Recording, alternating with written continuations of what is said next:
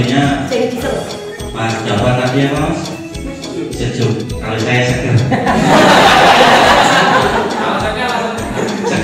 Seger itu sebuah singkatan Mas. S seneng, E juga seneng. Itu jadi satu. Komisi cerita itu saya.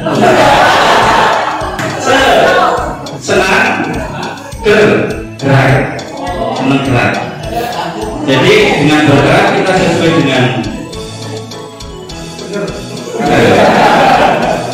dengan apa tupoksi kita sebagai berolahraga, kita harus senang bergerak. Apalagi kita di guru SD yang harus mengajarkan ke anak-anak, yang penting anak itu harus bisa bergerak. Mungkin saya tidak punya kata-kata bijak seperti teman-teman yang lain, bapak ibu yang lain.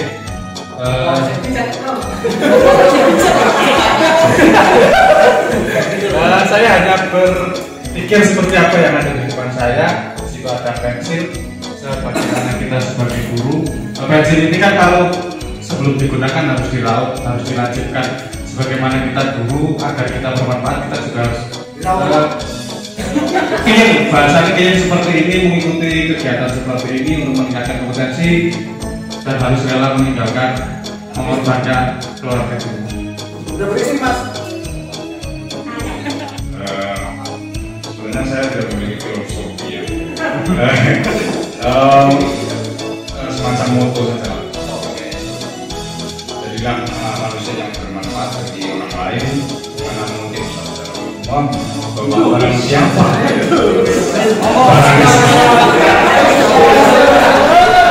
lanjut lagi, barang siapa barang siapa yang mampu memberi manfaat bagi orang lain, maka itulah manusia yang terbaik. Katakanlah belum bisa, jangan katakan tidak bisa. Kenapa? Saya ngambil ini gampang ya, gampang nggak Mas Dur? Jangan ngambil itu gampang nggak? Gampang sekali. Iya. Tapi kalau jangan katakan tidak bisa, tidak mungkin botol itu ada di tangan penemu. Jadi saya harus belum bisa. Gitu. Belum bisa. Kenapa kok belum bisa? Karena belum bisa itu berarti nanti ada proses, yaitu mencoba. Ini ngulang itu biasanya bisa coba, masih frog kan di mana? Gitu. Katakanlah belum bisa, jangan katakan nggak bisa. Jadi kalau kita dibimbing atasan atau diberi tugas apapun, pokoknya siap, buatkan di perjalanan intercept dan sebagainya. Karena kamu seperti itu ya, siap ya. Nah iya, walaupun tadi wis bersama anak-anak bujulin dan sebagainya itu kan, tapi kalau kita sudah belum bisa mempunyai tekad, pasti ada jalannya, yaitu tadi mencoba tadi ya. Ini karena saya berolahraga, jadi saya buat kesepakatan atas. Jadi kesepakatan siswa kemarin di aktualisasi saya membuat suatu program namanya Pusotenki ya, pusat sarana prasarana terpusat dan tertaris. Salah satunya ada kesepakatan siswa, di mana di sana ada butiran-butiran peraturan ya, miniatur peraturan bagi siswa-siswa yang ingin berolahraga. Kesepakatan kelas, kalau saya cenderung kesepakatan kelas ini adalah sebuah komitmen kita terhadap siswa. Jadi yang kita bikin komitmen bersama untuk dalam pelaksanaan pembelajaran PJOK. Jadi di situ kita bikin kesepakatan bersama dengan siswa, sehingga dari siswa untuk siswa dan dilaksanakan untuk siswa. Contohnya begini, jadi dalam hal pembelajaran PJAS, kalau dalam pengumpulan tugas ada yang tidak bisa mengumpulkan, nanti ada punishment tersendiri. Nah, dari punishment itu kita sepakati pada siswa, apa ini punishmentnya? Ya, banyak bermacam-macam. Udah nasi, tahu asin, mendoan nasi, telur asin. Ada. Kalau kebanyakan harusnya banyak sih. Asin, oke, silakan asin. Oke, yang nih, silakan manis, manis silakan Bu. Ayo, manis, manis. Ayo manis, yang manis, yang manis, silakan yang manis. Kita di Indonesia punya karakter tersendiri sebagai orang ketimuran. Di situ kita bisa mengkolaborasi pemikiran antara tokoh-tokoh legend kita dengan perkembangan dunia barat. Nah, kaitannya dengan itu kita harus bisa menfilter, mengkolaborasi antara pemikiran-pemikiran yang ada di dunia barat dengan dunia ketimuran. Mungkin kaitannya dengan pemikiran hot yang tadi Pak Gunawan, banyak dari beberapa teori Bloom, teori Anderson. Nah, yang namanya teori sebetulnya apa bisa dikatakan bisa dikatakan saintifik apa ya, apa sih ya bahasanya ya, nah pendekatan teorinya itu ya bisa dikatakan mau diaplikasikan kemana kita sesuaikan dengan ruang dan waktunya. Kadang teori ini dipakai di sini, teori ini bagus di daerah ini, tetapi belum tentu teori ini bagus di negara yang lain. Makanya kita perlu dengan adanya kolaborasi antara pemikiran-pemikiran yang di luar dengan yang di sini, tanpa meninggalkan kita karakter sebagai orang Indonesia. Mungkin itu ada lagi tambahan. Mas Sigit. Oke, Mas Sigit mau menambahkan? Saya coba sedikit menambahkan apa yang disampaikan oleh Pak. Saya kaitannya dengan menurut saya antara yang disampaikan Pak Nato hari ini dengan apa yang disampaikan Pak Gunawan itu orientasinya berbeda. Di sisi lain pendidikan menurut KHD ini cakupannya itu kan di filosofisnya, filosofi pendidikan Indonesia itu harusnya arahnya kiblatnya ke sana. Tapi di sisi lain untuk mengejar ketertinggalan kita juga tidak bisa memungkiri bahwa negara kita secara sistem pendidikan itu juga masih sangat tertinggal jauh. Artinya dua hal ini saya kira juga harus tetap. Artinya kita tidak bisa hanya mengandalkan teori dari KHD ini, karena kita juga harus punya apa ya, untuk akselerasi kita pendidikan ke arah yang lebih baik. Kita juga seperti yang sudah kita pahami bersama, kita menggunakan secara teoritis kita pakai Bloom itu. Jadi menurut saya kalau saat yang disampaikan Pak Bloom itu, kalau kita punya sendiri, kenapa kita harus adopsi dari luar? Jadi menurut saya urgensinya itu untuk mengejar ketertinggalan sistem pendidikan yang ada di kita. Seperti itu. Itu ada 2 anak di kelas 5-1, di kelas 1-1. Kita tidak bisa mengatakan dia anak nakal, tapi lebih tepatnya kalau dari bahasa kedokteran itu sebenarnya hiperaktif. Ya, betul, kita sekali. Jadi bagaimana kita harus menanggapinya? Sedangkan kita itu sekolahnya bukan sekolah khusus untuk anak-anak yang seperti itu. Kalau kita menghadapi dengan perlakuan khusus, jelas itu nanti akan berdampak dengan peserta didik yang lainnya. Pengalaman saya di sini, saya amat sedih. Saya menghadapi yang sekarang di kelas 5 itu sebenarnya anaknya pintar, tapi dia sekalinya harus diajak ngomong, dia harus tatap matanya. Di saat kita masih instruksi dengan kita pendekatan khusus menatap matanya saja, dia akan potong. Tapi jika kita perlakukan secara klasikal, dia nggak tahu, dia nggak mudah bertanya apa. Jadi di saat kita akan memberikan instruksi secara klasikal, kita start dulu secara klasikal, anak-anak mudah mudah, baru kita dicari satu anak kebutuhan khusus itu dengan cara aku pegang bahu atau tatap mata.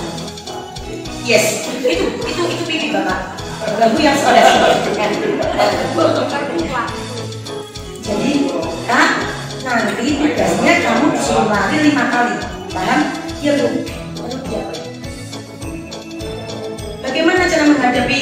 Gak mungkin kan kita setiap mengajar seperti itu terus. Nah, yang pertama, saya salut dengan Bapak yang masih bertahan untuk selalu berusaha bagaimana caranya untuk menghadapi anak yang seperti itu. Tidak semua guru bisa di posisi yang seperti itu. Yang kedua, jangan lupa bahwa itu sekolahan dan kita satu. Dan itu bukan kasus hanya untuk kita, tapi kita ada kepala sekolah yang lebih pantas atau lebih pas untuk mengambil satu kebijakan. Bagaimana caranya? Kalau tempat saya, setelah mendapatkan pengamatan beberapa kali dan beberapa kali, akhirnya kepala sekolah memanggil orang tua, diajak ngomong secara baik-baik, disampaikan perkembangan anak selama di sekolah, disertai dengan bukti-bukti, baik itu video maupun foto. Harapan kami, orang tuanya menyadari dan memindahkan.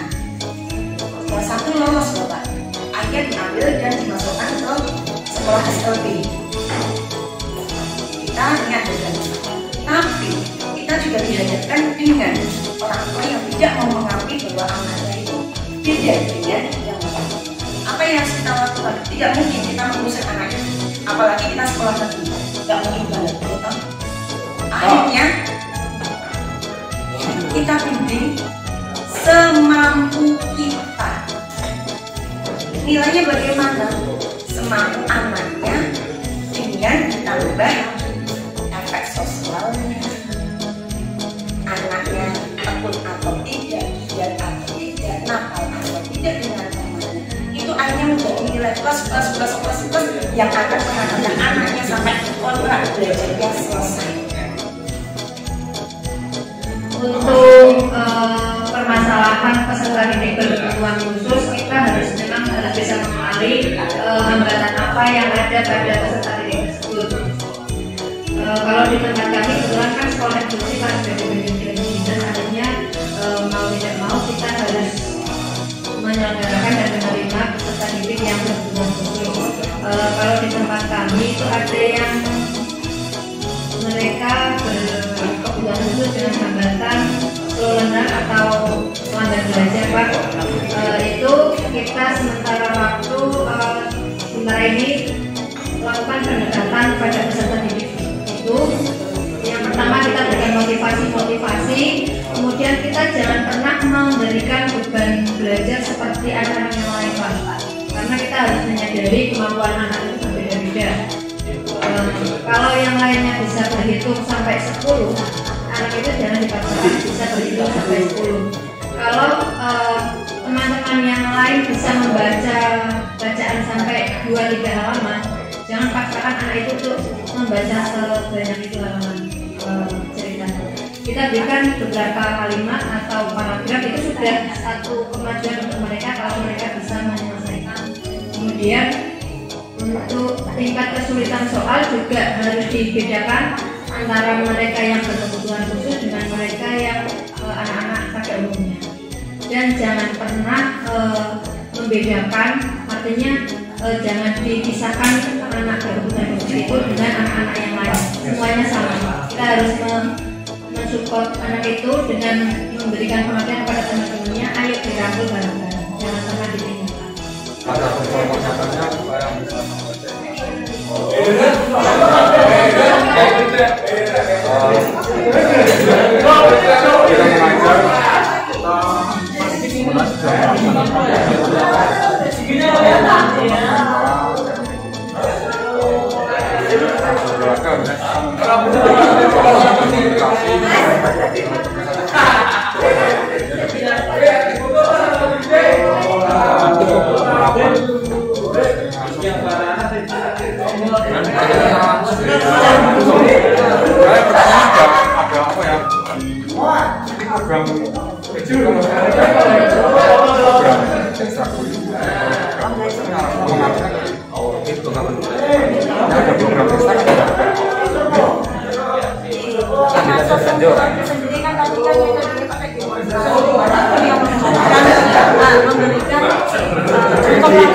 problem adalah selama ini kita juga disepakati bahwa kreativitas anak itu harus dikembangkan. Nah, apakah harus selalu dilaksanakan? Jangan takut nanti jelas lagi.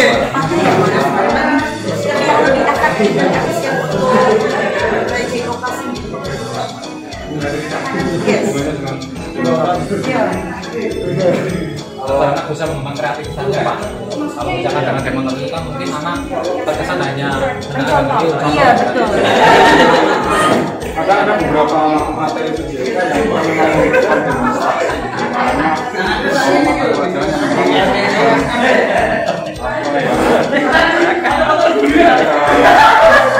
kesulitan tinggi materi perlahan itu memang kita tetap memberikan prioritasnya baiknya benar, tapi kita juga menambahkan dan PJOK kita langsung ke pelayanan pembelajaran PJOK. Nah itu kaitannya dengan filosofi yang sudah ada di dalam materi, kita langsung mengaplikasikannya. Jadi dalam pembelajaran PJOK kita melalui diferensiasi anak dulu, kemampuan yang rendah dan kemudian yang tinggi. Dari situ untuk menuju ke merdeka belajar. Yang namanya merdeka belajar ini bisa dikatakan tidak semau gue semau lo, ya semua ada tantangan sendiri. Mungkin itu dari saya, ada yang Oke,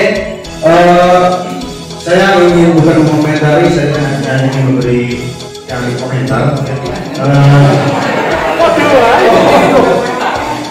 Oke, kepada kelompok berapa Pak? Kelompok E, asin kok Pak? Ini bukan yang asin kopi pahit itu kelompok apa ini?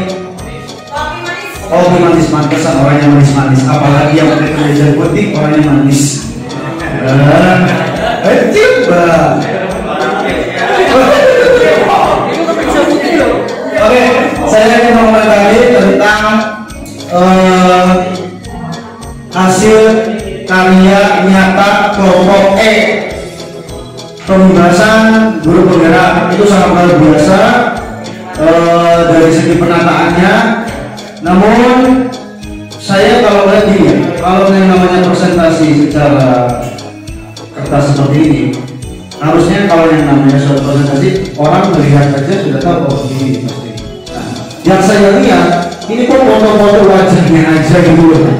Ini untuk memenuhi kertas apa gimana gitu? Saya juga nggak tahu gitu. Saya melihat secara jauh mukanya ibu siapa apalagi siapa. Dan itu dari komentar saya itu. Terus lebih padat lagi gitu materi inti antara Ki Hajar Dewantara. Memang ringkasan apa sih namanya kertas itu ini ya simpel, tapi menjelaskannya juga terlalu simpel sekali sih. Itu aja sih. Terus pendalaman tadi menjelaskan tentang pembelajaran PJOK hanya memilih level saja ya, memilih level diferensiasi itu memilih level tingkatan. Padahal sebelum jauh ke sana kita yang namanya guru merdeka atau guru yang berpihak pada siswa sebelum ke tadian PPT karena dulu kita juga harus memberikan atau mengetahui discovery mencari minat, bakat atau kemampuan siswa dulu. Oke, itu saja sih. Terima kasih juga Bapaknya. Assalamualaikum warahmatullahi wabarakatuh. Ya, karena secara umum karena kita guru penjas SD, jadi kita berusaha masuk ke dunia anak-anak, maka kita tampilkan foto-foto seperti anak-anak SD. Itu yang pertama. Yang kedua, karena sekali lagi kertas kita terbatas, jadi kita berusaha membuat Kertas masih banyak Pak. kalau Kertas masih banyak. ya, tapi kemampuan menulisnya terbatas. Ya, saya tulis secara berat-berat saja.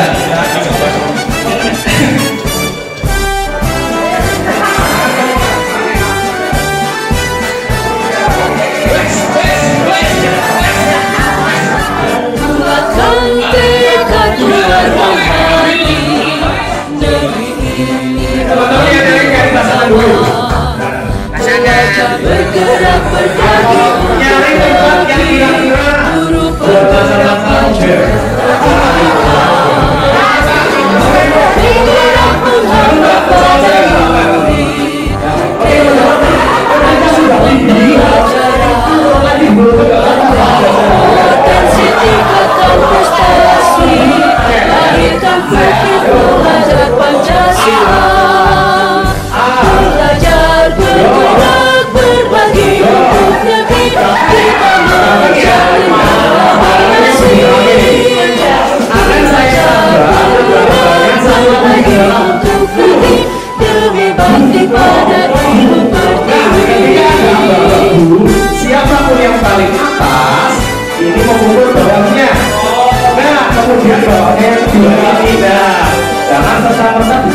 Lantaikan kuatkan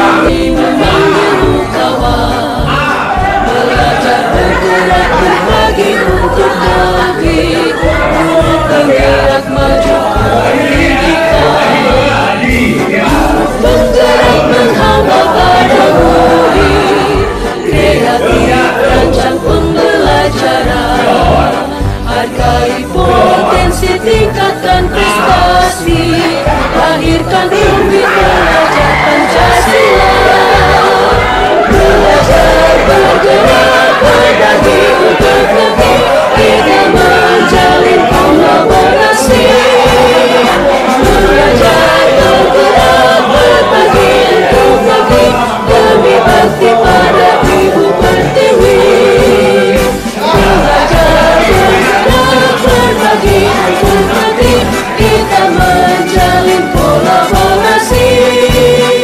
belajar bergerak berbagi untuk negeri, demi bakti pada Ibu Pertiwi, demi bakti pada Ibu